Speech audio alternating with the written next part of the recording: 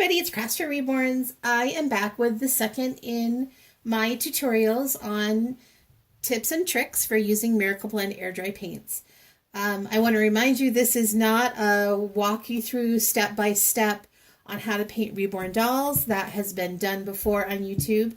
It's simply my experiences using Miracle Blend air dry paints and tips and tricks for you to use them. So I'm showing you projects as I go along, but I'm not necessarily going through each step in the painting process.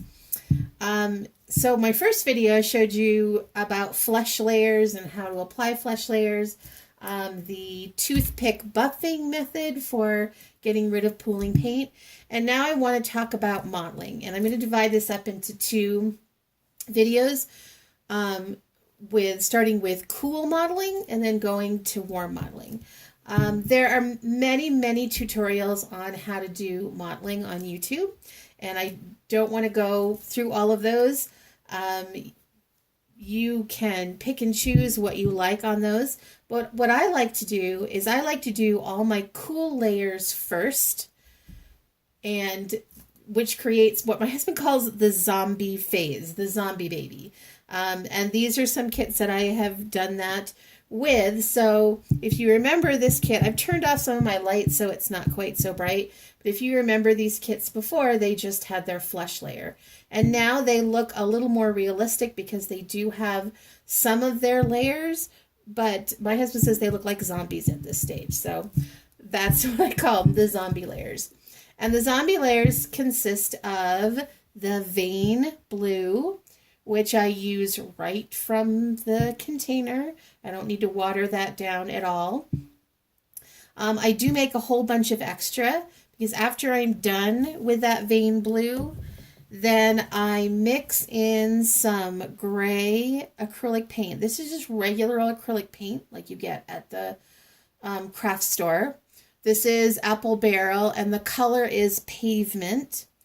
I used to do this just using Miracle Blend. Miracle Blend has a black and a white, but it was a lot of work getting the color exactly right, and I found this color mixed with the blue looks really good and gives you sort of a gray blue. And I used that for the undertones. And I wanted to show you some of the places where I put the undertones because it is a little bit unique. There are some of the places, and I hope you can see where they are. It should be very subtle, but there are some places that artists typically put the undertoning right here around the mouth. It almost just looks like a shadow across the eyes, up here in the head. But there's also some unusual places. For example, I put the blue-gray in the ear canal and in the nose. I don't know if you can see it in the nose there. And you can see with this head that's got an open mouth, we've got blue in the crease that's between the lips and the tongue. We've got blue and purple, by the way, on the tongue and the roof of the mouth, and also in the ear canals. And you're probably thinking, why do you put blue in your mouth? You don't have blue in your mouth. True, you don't, and you don't have blue in your ears either. But I want to make those places much deeper and darker. When you're painting an open mouth, you don't want to have the whole mouth be the same color. In order to create the illusion of depth and reality, you want the inside of the mouth to be darker than the lips.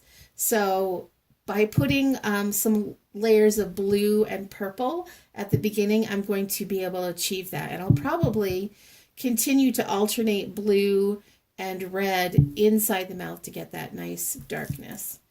I also put a little bit of blue, not sure you can see, in this deep crease right here, again to create depth. I've got some in between the fingers, very subtle right here in this shadowed area. And on the feet, I really hope you can see this. Again, right here, which is going to be an area that's darker. The crease, major crease right here in the leg, and a little bit in this shadowed area. So we've got vein blue, we've got the gray blue undertones. Then I do a layer of purple, a purple model. And I know that looks like an incredibly bright purple color, but remember, this is extremely watery. And it creates a beautiful under the skin sort of look when it's nice and watery like that.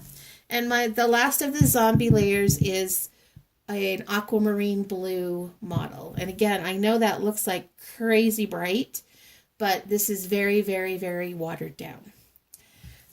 So this is what the kits look like with that, with their flesh layers and their cool modeling.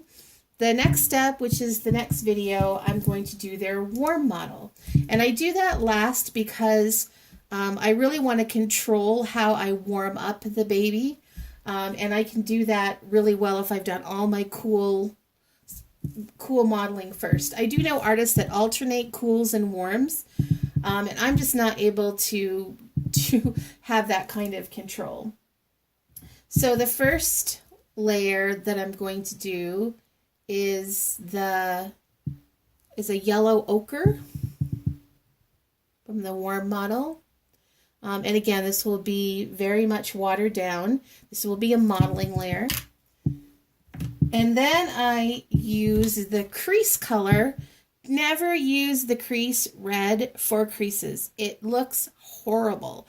It's a very brownish red, and it just makes the baby look like they were playing in mud. So don't do that.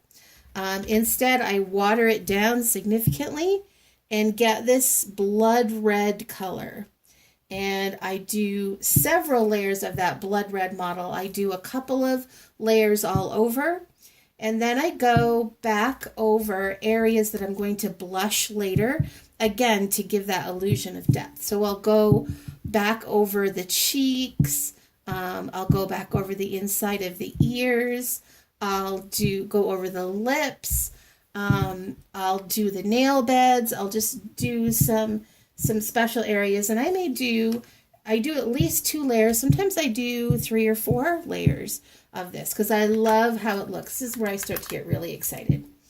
And then if the baby still isn't looking quite warm and alivey enough, then I use this tangerine color. And this, I will tell you, I got this idea from In Love with Reborn's 2011, and she was doing a tutorial on how she makes her babies, and she does this, what she calls a creamsicle wash or a tangerine wash. I don't know if you can see this because these colors unfortunately have separated. I'll probably have to redo it, but it's a lovely tangerine creamsicle kind of color, and I do that in a wash, and I do as many washes of those as I need to achieve just a nice warm natural skin tone. So I hope you've enjoyed this lesson on modeling, and thanks for tuning in to TFN. Ta-ta for now.